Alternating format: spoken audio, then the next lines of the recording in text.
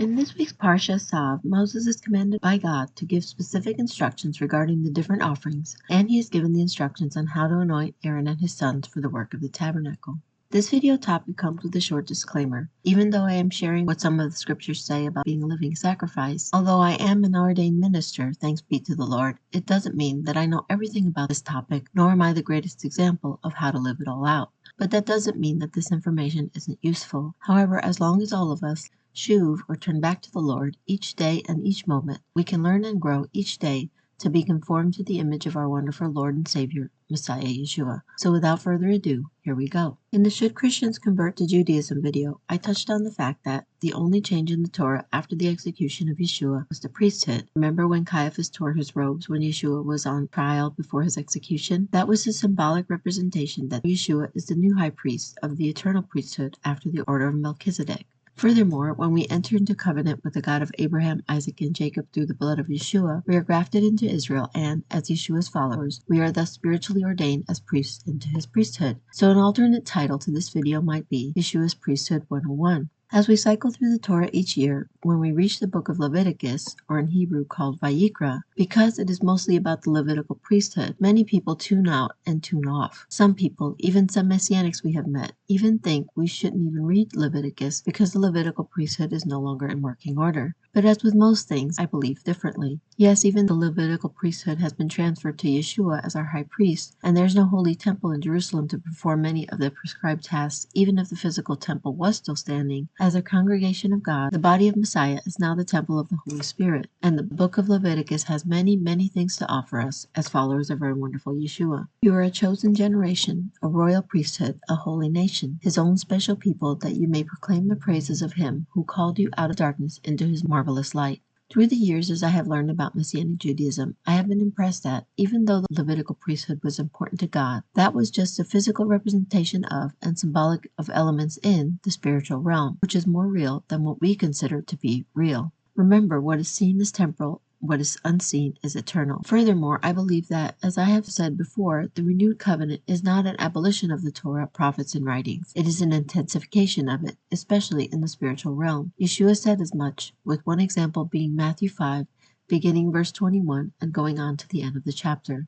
What does it mean to be a living sacrifice? Yeshua's priesthood and our positions as priests in that priesthood is of the utmost importance in the spiritual realm. Every part of our life is governed by the Torah and God's precepts for us throughout the scriptures. Consider our two main verses for this video, which we will be reading together. I beseech you therefore, brethren, by the mercies of God, that you present your bodies a living sacrifice, holy, acceptable to God, which is your reasonable service. You also, as living stones, are being built up a spiritual house, a holy priesthood, to offer up spiritual sacrifices acceptable to God through Yeshua Messiah.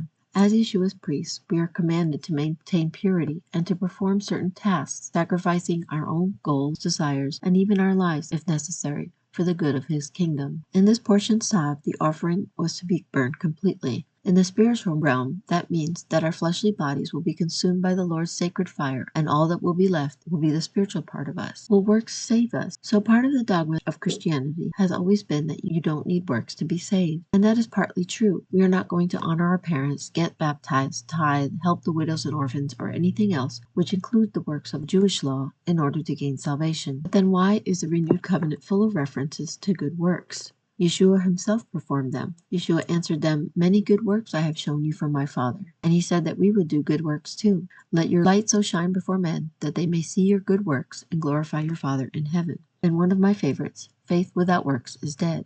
Some passages about good works will also be shown now.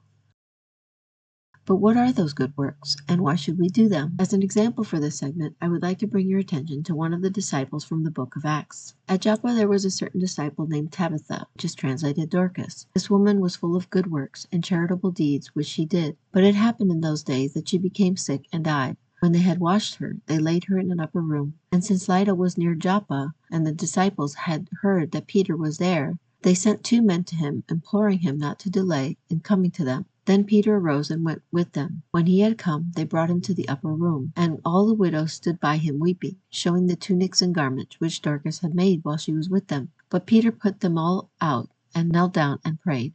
Turning to the body, he said, "Tabitha, arise." And she opened her eyes, and when she saw Peter, she sat up. Then he gave her his hand and lifted her up. And when he had called the saints and widows, he presented her alive, and it became known throughout all Joppa, and many believed on the Lord. Not only did Tabitha do many good works and charitable deeds, she worked with her hands, as various scriptures say to do. But that passage also shows that Peter also did a good work, one of the ones that Yeshua said that his disciples would do: heal the sick, cleanse the lepers, raise the dead, cast out demons. Freely you have received, freely give. For we are his workmanship, created in Messiah Yeshua for good works, which God prepared beforehand that we should walk in them. Although keeping the Torah should not be a burden, but as a living sacrifice, keeping it should be something that goes against the flesh. For the flesh lusts against the spirit, and the spirit against the flesh, and these are contrary to one another, so that you do not do the things that you wish. Yeshua said, "Take my yoke upon you. My yoke is easy and my burden is light." It almost sounds like it is contradictory to what we just read, but the implication is that we cannot do good works in our own strength. We can only do them by his grace. By the grace of God, I am what I am. I discuss grace a bit more in the Ballet in the Bible video. If you would like to see that, it will be linked in the description. Good works will not balance out works of the flesh, as some religions believe, that if you do more good works than bad ones, then God will look upon you favorably and you will be granted passage to a pleasant afterlife. Neither will good works buy salvation, as already stated. Good works are an outpouring of the grace of God in us through the power of the Holy Spirit, and are evidence of salvation, or Yeshua, in us. All of the good works that are requested of us as the Lord's priests and priestesses all boils down to love God and love your neighbor. Those are the good works that the Lord requires of us, that we should lay down our lives to serve him with all of our lives. The correlation between some of the duties of the Levitical priesthood and ours as Yeshua's priests are specifically referenced throughout the renewed covenant, and you will see this as we go through them. To teach the people, to serve as judges, to resolve controversy, to offer sacrifices, to assess impurity, to burn incense, to bless the people, to bless God, keep the tabernacle by taking care of the altar, the lamps, and the showbread, prepare the holy things for each day's journey, to blow the trumpets, and last but not least, to keep the sacred fire burning, which I fully believe is symbolized in our lives by observing the Sabbath. Remember that all priests were Levites, but not all Levites were priests. Perhaps that is what is meant by "many are called, but few are chosen." Apparently the tabernacle in the wilderness was also the tent of meeting, and it was where the priests carried out their daily duties to the Lord, some of which took place on the Sabbath. On the Sabbath, the people of Israel would gather in front of the door of the tent of meeting, and they would hear the word of the Lord from Moses. Interestingly, it is later on in Vayikra where we see that the Sabbath is stated to be not only a day of rest, but also a holy convocation or sacred assembly. I won't go into too much about how the Shabbat affects our lives in the current day, because I have spoken about that in other videos, like the Messianic Shabbat FAQ featuring Cholent and the B video about the Sabbath, both of which will be linked in the description. But suffice it to say, the Sabbath is still an important event for the Lord and for us, not forsaking the assembling of ourselves together, as is the manner of some, but exhorting one another, and so much the more as you see the day approaching. And when we observe the Sabbath by, I believe, physically attending weekly in a Messianic congregation, we are exhorted or encouraged to good works. And what exhorting is to be done? Like the Lord was refreshed on the seventh day of creation, so are we refreshed as well when we observe the Sabbath by assembling with other believers and followers of Yeshua. By this, I believe that the most important functions of the priesthood are accomplished. The ultimate goals of the priesthood. Beyond the apparent mundane appearance of the rituals of the Levitical priesthood, the ultimate goals are purification and restoration, both with God and with each other. Which brings me to the word minister. Over time, that word has been misconstrued to mean something like the business title of a pastor, but the word minister simply means to serve, one who serves or servant. Yeshua did not come to be served, but to serve and to give his life a ransom for many, as should we.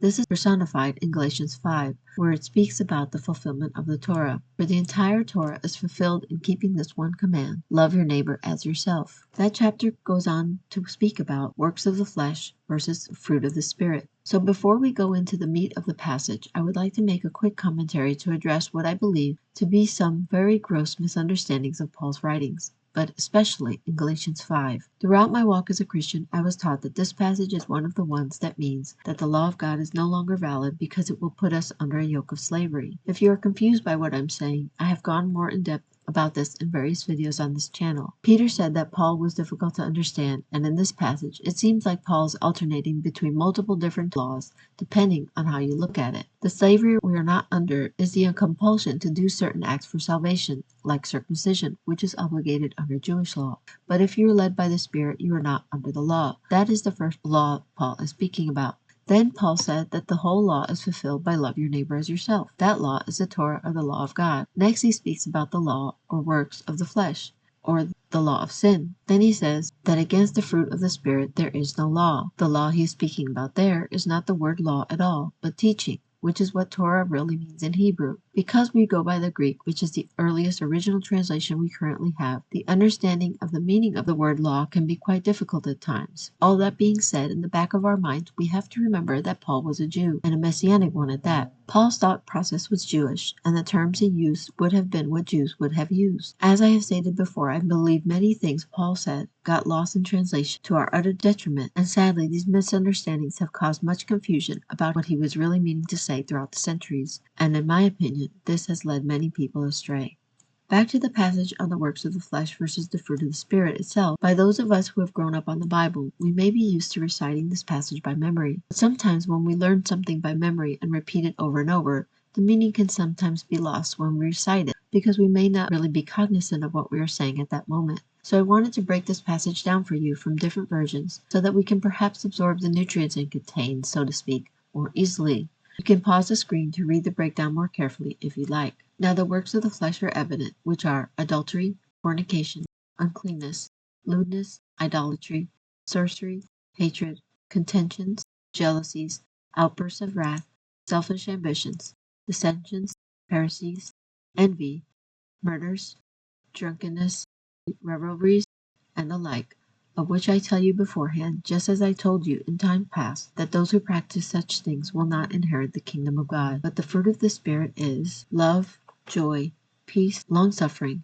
kindness, goodness, faithfulness, gentleness, self-control. Against such there is no law. If you would like to continue with me on my journey, you can subscribe to the Sharon's Messianic Journey channel. If you turn on notifications, you will be informed when new videos are uploaded to this channel. So any help you can give in getting these messages out there by sharing them with others would be a tremendous blessing. Thank you so much for joining me for this video. May your Torah portion Shabbat be blessed, and may the Lord richly bless and keep all of you and your families.